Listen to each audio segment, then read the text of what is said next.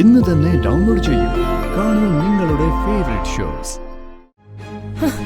നീ ഇങ്ങനൊന്നും മിണ്ടാതിരുന്നാൽ എങ്ങനെയാ? എന്താ നിനക്ക് പറ്റിയെന്ന് പറയൂ. ഒന്നും മിണ്ടായിരിക്കുന്നുണ്ടോ?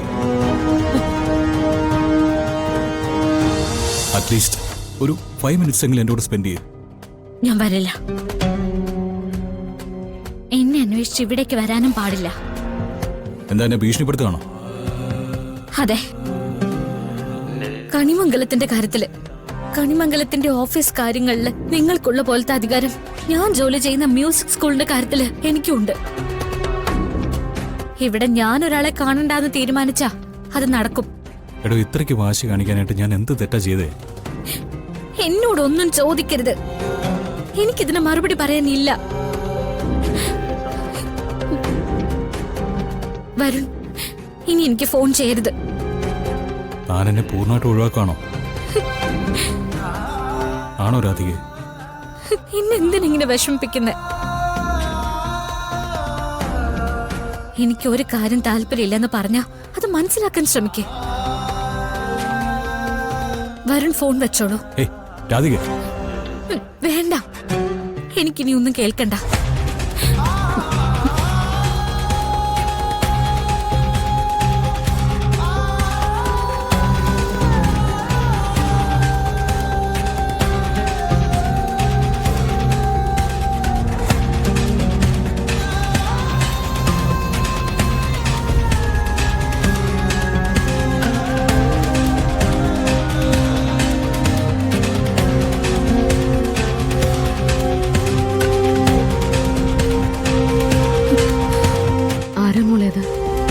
എന്തിനാ മോള് കരഞ്ഞേ?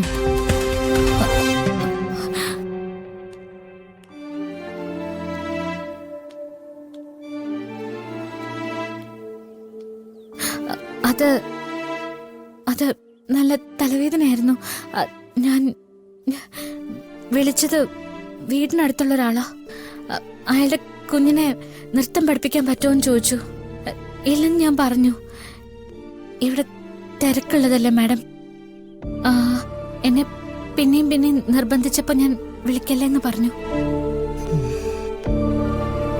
എന്നാൽ ഞാൻ കുറച്ചു നേരത്തെ പോയിക്കോട്ടെ. എനിക്കൊട്ടും പറ്റുന്നില്ല.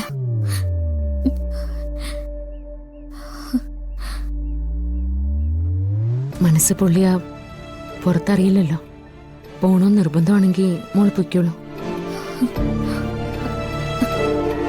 ശരി മാഡം.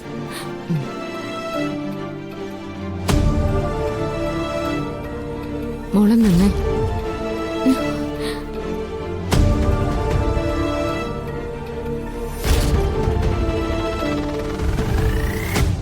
എന്റെ മനസ്സിൽ നിനക്കുള്ള ഇടം എന്താന്ന് ഞാൻ നിന്നോട് പറഞ്ഞിട്ടുണ്ട്. നമുക്കുള്ള എല്ലാ പ്രശ്നങ്ങളും നമുക്ക് തന്നെ പരിഹരിക്കാൻ പറ്റണമെന്നില്ല. വേറൊരാളോട് സഹായം ചോദിക്കാൻ തോന്നുകയാണെങ്കിൽ അത് ഈ അമ്മയോടാവാം.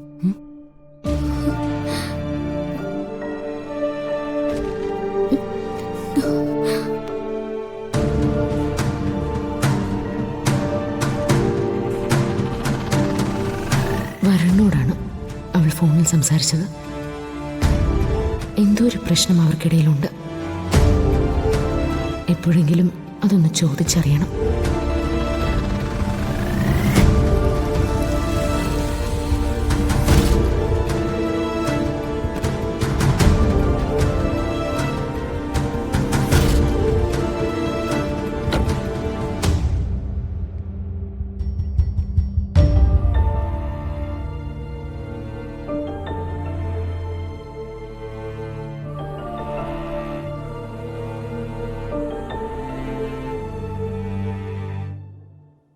ഓഫീസിൽ എന്താടാ സംഭവിച്ചത്?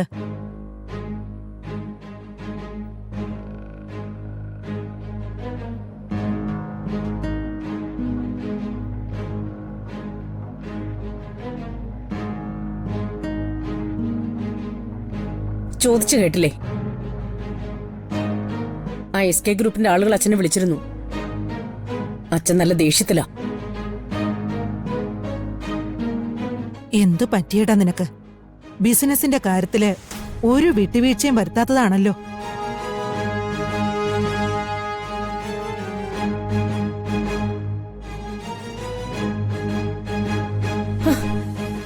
മിണ്ടാതിരുന്നാൽ എങ്ങനെയാ? എന്താ നിനക്ക് പറ്റിയെന്ന് പറയൂ. ഹാ, ഒന്നും മിണ്ടായിരിക്കുന്നുണ്ടോ?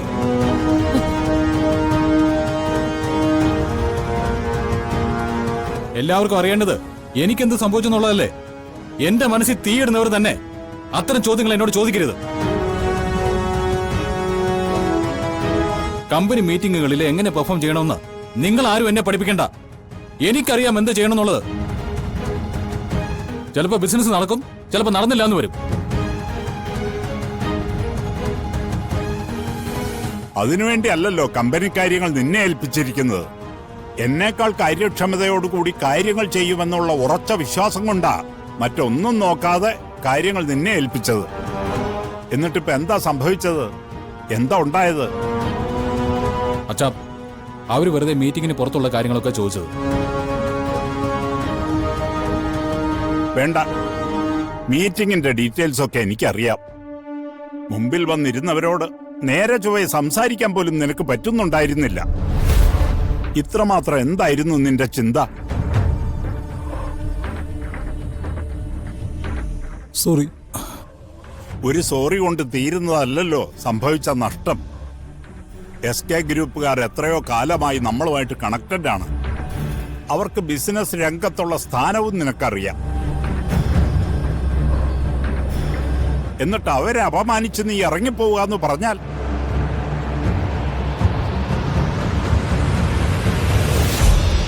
പോട്ട പരമേശ്വര, ആദ്യമായിട്ടല്ലേ അവന്റെ ഭാഗത്ത് നിന്ന് ഇങ്ങനെ ഉണ്ടാവുന്നത്. അമ്മയ്ക്ക് അറിയാത്ത കാര്യങ്ങളിൽ അമ്മ ഇടപെട്ട് ന്യായീകരിക്കണ്ട. സ്വന്തം ഓഫീസിലെത്തുന്ന ഒരു ഗസ്റ്റിനോട് മാന്യത വിട്ട് പെരുമാറുക എന്ന് പറഞ്ഞാൽ അത് കണിമംഗലം ഗ്രൂപ്പിന് മാത്രമല്ല, കണിമംഗലം കുടുംബത്തിന് തന്നെ നാണക്കേടാ. ഇത്രയും കാലത്തെ വിദേശ പഠനം കൊണ്ട് നീ പഠിച്ച സാമാന്യ മര്യാദകൾ ഇതൊക്കെയാണോ? ആവശ്യമില്ലാത്തൊക്കെ മനസ്സിൽ കുത്തി നിറച്ചിട്ടാ. എന്താവശ്യമില്ലാത്ത കാര്യങ്ങള്?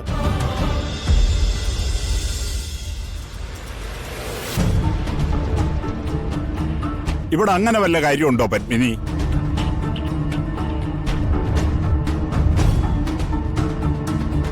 അവളത് വെറുതെ പറഞ്ഞതാ.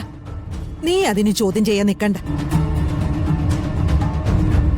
വരുൺ, നിന്നെക്കുറിച്ചുള്ള എന്റെ പ്രതീക്ഷ അല്പം കൂടിപ്പോയി. ഒരുപക്ഷെ അതിനുള്ള ശിക്ഷയാവണം നീ എനിക്ക് തരുന്നത്.